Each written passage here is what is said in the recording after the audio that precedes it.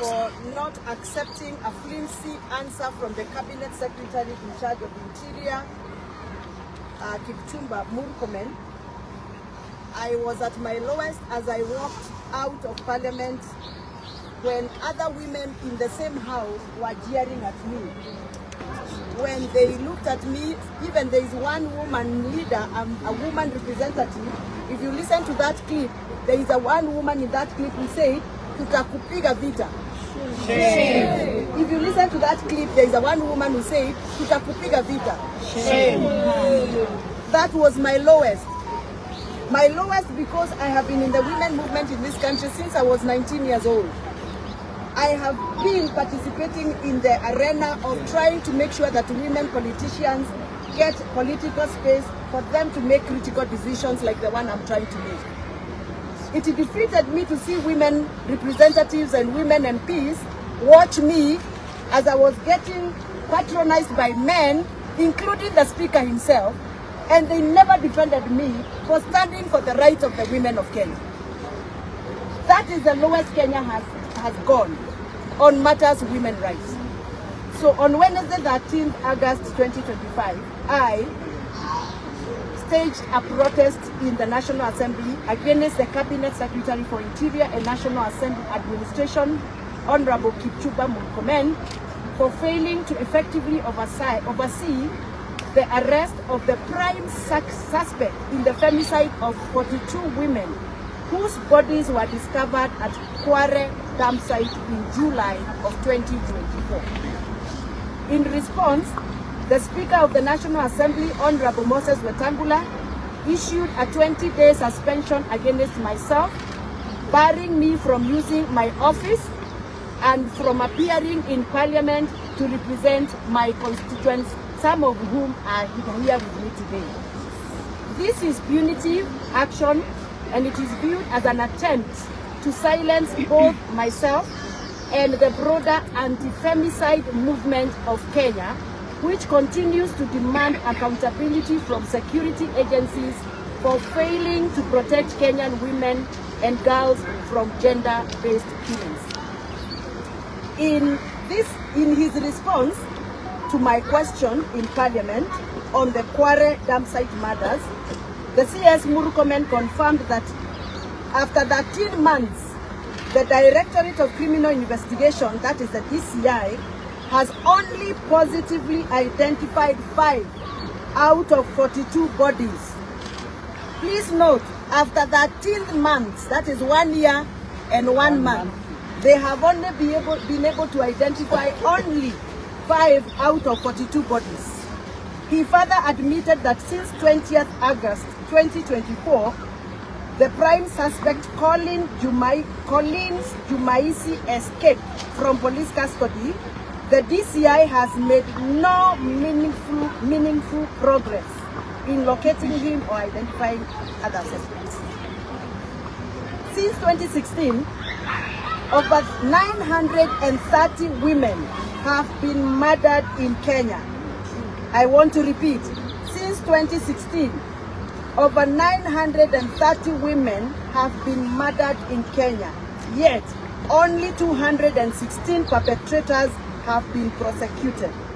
CS Murkomen's failure to aggressively pursue the perpetrators of the Kware femicide cases not only demonstrates contempt of the victims, but also reinforces the pattern that, under the current government watch, perpetrators of femicide can kill women and traumatize families with impunity.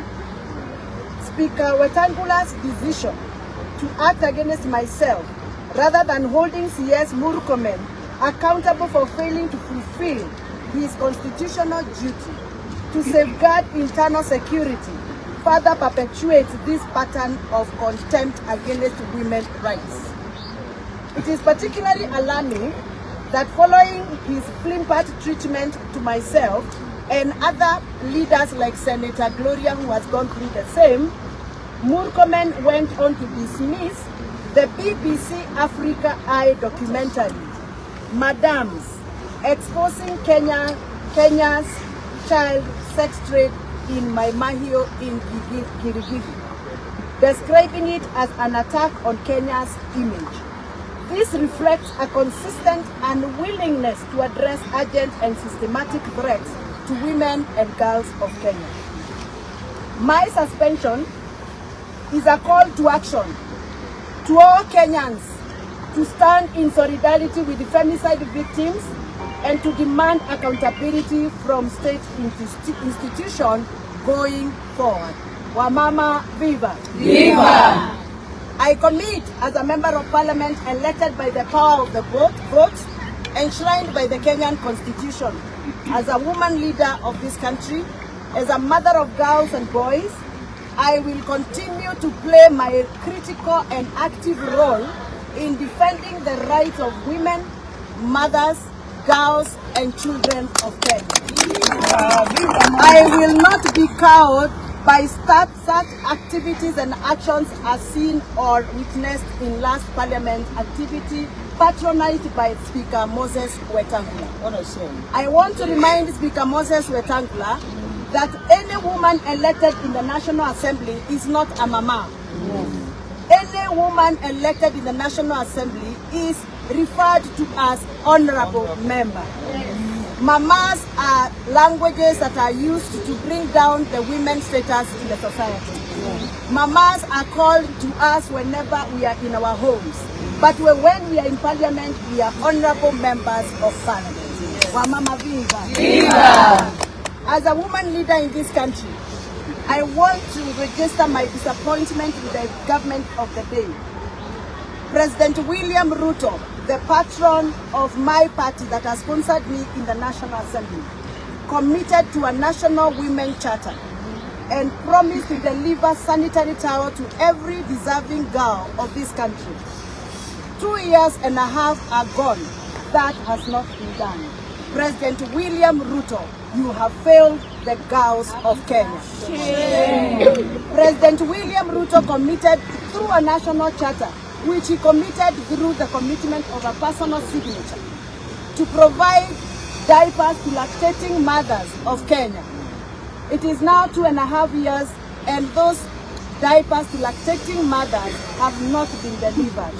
President William Samoei Ruto, you not only failed to deliver diapers, you have refused to protect the dignity of mothers during delivery by providing a cover called Leader Mama. You have failed the women of Kenya.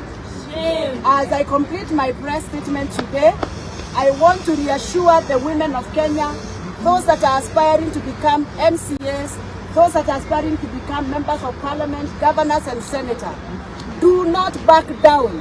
Continue pressing on. Some of us are suffering so that tomorrow we can occupy our spaces. Prepare to occupy parliament through parliamentary votes. Prepare to come and sit on the seats that Wamuchomba sits in parliament.